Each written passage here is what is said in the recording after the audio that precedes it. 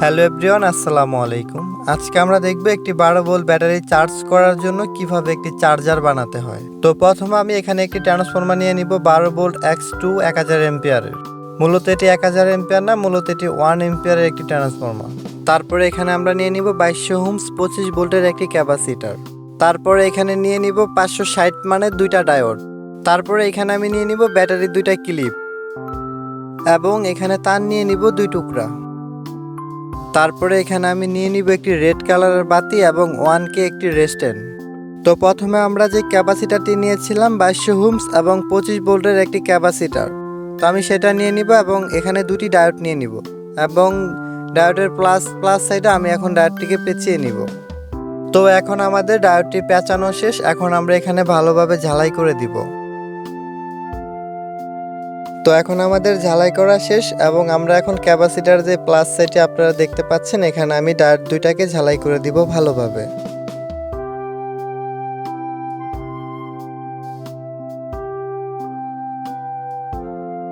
তো এখন আমি এখানে খুব ভালোভাবে ঝালাই করে নিয়েছি, দেখতেই পাচ্ছেন আপনারা।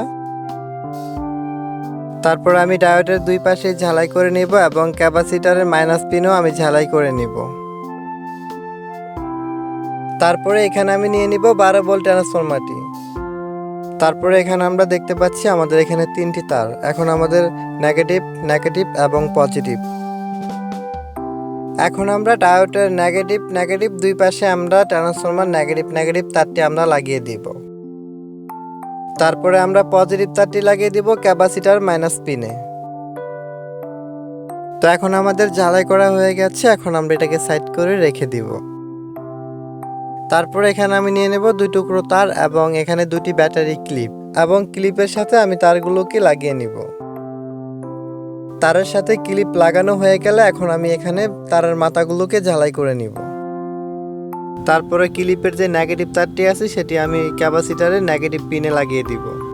তারপরে ক্লিপের যে পজিটিভ তারটি আছে সেটি আমরা লাগিয়ে দিব ক্যাপাসিটারের পজিটিভ পিনে।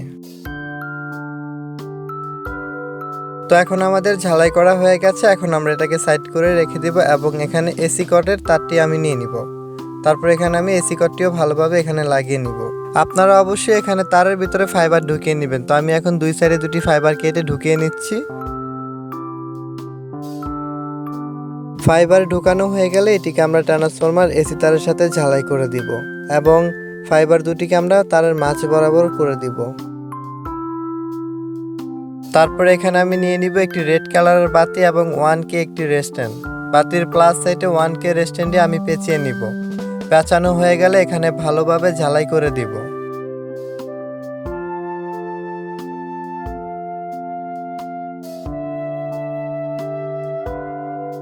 এবং বাতির যে নেগেটিভ সাইড আছে এখন আমি ক্যাপাসিটরের নেগেটিভ সাইডে ঝালাই করে দিব।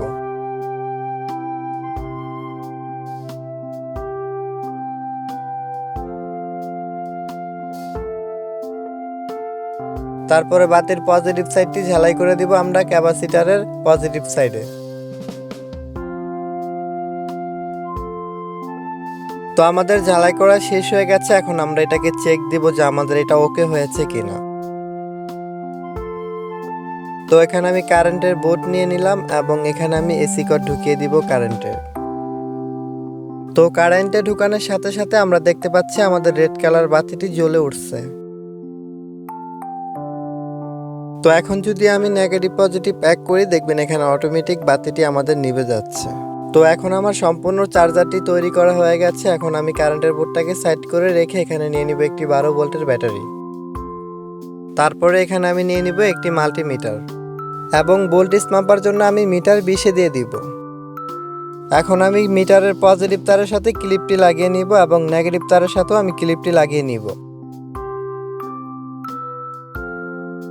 ক্লিপ লাগানোর পর আমরা দেখতে পাচ্ছি 15 ভোল্ট এবং 79 পয়েন্ট।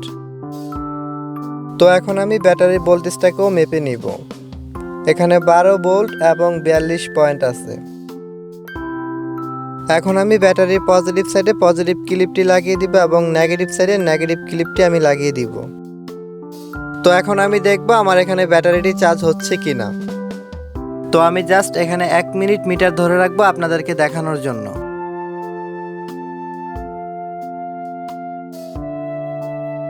তো 1 মিনিট ধরার পর আমরা দেখতে পাচ্ছি আমাদের ব্যাটারি কিন্তু এখন চার্জ হচ্ছে। তো আজকের ভিডিও এ পর্যন্তই শেষ। পরবর্তী ভিডিও পেতে চ্যানেলটি সাবস্ক্রাইব করে সাথেই থাকবেন। ধন্যবাদ।